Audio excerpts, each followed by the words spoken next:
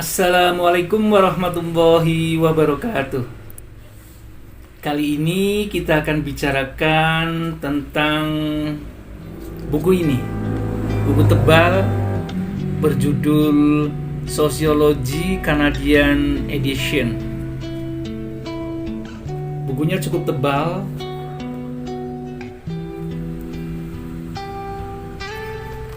Sociology Canadian Edition ditulis oleh mereka bertiga, yaitu John Masionis, kemudian Joanny Nancarrow-Clark, dan Linda M. Gerber.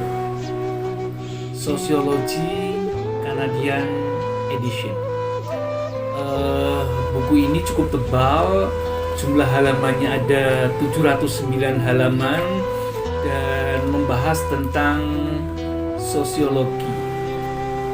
Buku ini diterbitkan oleh penerbit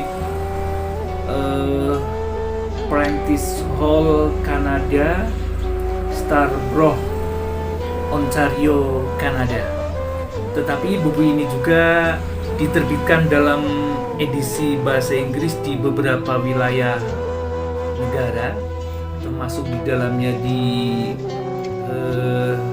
New Jersey, Amerika, kemudian juga di London, di Sydney, di Mexico City, di New Delhi, di Tokyo, di Singapura, dan di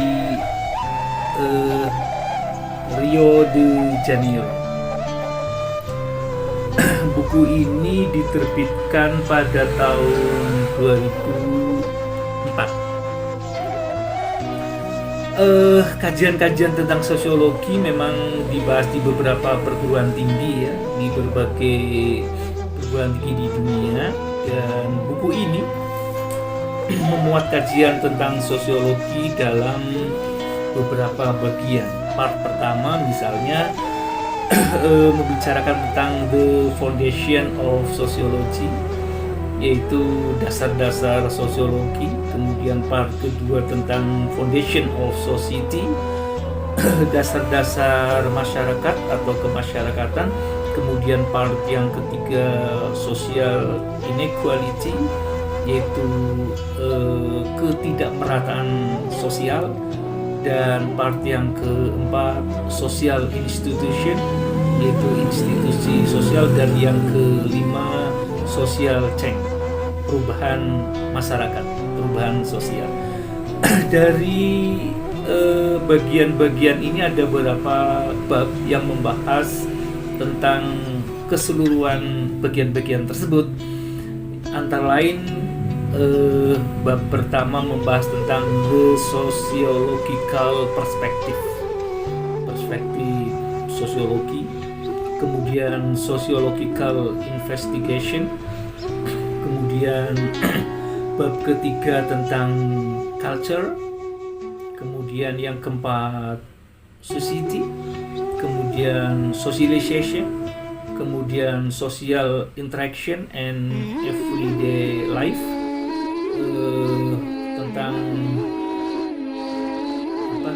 Tentang interaksi sosial dan kehidupan keseharian. Kemudian yang ketujuh group and organization, kelompok-kelompok dan organisasi-organisasi. Kemudian yang ke-8 tentang deviansi.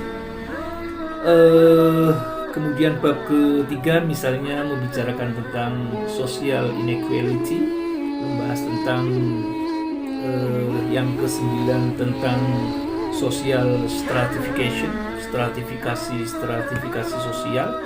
Kemudian yang ke-10 social class in Canada, karena ini membahas buku edisi Kanada, maka membahas tentang social class in Canada. Kemudian yang ke-11 global inequality, ketidakmerataan global. Kemudian yang ke-12 race and ethnic, ras dan etnik. Kemudian yang ke-13 tentang sex and gender, tentang kedudukan laki-laki dan perempuan. Kemudian yang berikutnya tentang social institution. Yang ke-15 berbicara tentang family, keluarga. Kemudian yang ke-16 tentang education. Kemudian yang ke-17 tentang religion. Nah, tentang religion ini juga dibahas tentang Christianity, tentang Islam, tentang Hinduism, tentang Buddhism, kemudian tentang Confucianism dan tentang Judaism. Kemudian yang ke-18 tentang politik and governance, politik dan pemerintahan di berbagai wilayah belahan dunia. Kemudian yang ke-19 tentang the economy and work, tentang ekonomi dan pekerjaan. Kemudian yang ke-20 tentang health and medicine, tentang kesehatan dan pengobatan. Kemudian part yang ke-5 tadi tentang social change, perubahan sosial. Di dalamnya dibahas tentang yang bab 21 ini tentang population and urbanization, tentang populasi dan perpindahan penduduk dari satu tempat ke tempat lain, dari satu negara ke negara yang lain. Kemudian yang ke-22 tentang collective behavior and social movement. Kemudian yang ke-23 tentang social change and modernity, tentang perubahan sosial dan modernisasi. Pembahasan secara menyeluruh memang dibahas di dalam buku sosiologi pada umumnya, dan ya, tokoh-tokoh sosiologi juga dibahas di sini, antara lain tentang pendapatnya Emil Durkheim, kemudian Max Weber, kemudian tentang Karl Marx, tentang kapitalisme, kemudian juga tentang the theory and mass society, kemudian juga tentang modernity and individual, kemudian juga tentang modernity and progress. Di dalamnya juga dibahas tentang berbagai hal berkaitan dengan education, tentang pendidikan, tentang religion, tentang berbagai hal yang menyangkut tentang politik, tentang kehidupan masyarakat dan seterusnya. Buku tebal dengan jumlah halaman 709 ini memang cukup komprehensif membahas tentang sosiologi di berbagai wilayah, dan buku ini cukup menarik dalam artian buku ini cukup memiliki nilai sejarah bagi saya. Oleh karena buku ini saya beli di sebuah toko buku second edition, yaitu buku second, dan harganya every book itu hanya $1. Jadi buku ini punya kenangan hanya $1 di sebuah toko buku, walaupun bukunya ini masih bagus ya, cuman sudah dibaca dan belum dicoret-coret, belum ada nama, belum ada tulisan lain-lain.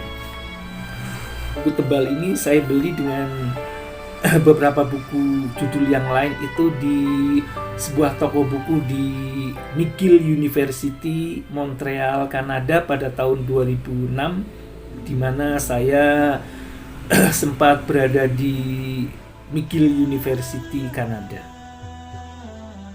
Saya kira ini pembahasan tentang buku sosiologi Canadian Edition. Semoga bermanfaat. Assalamualaikum warahmatullahi wabarakatuh.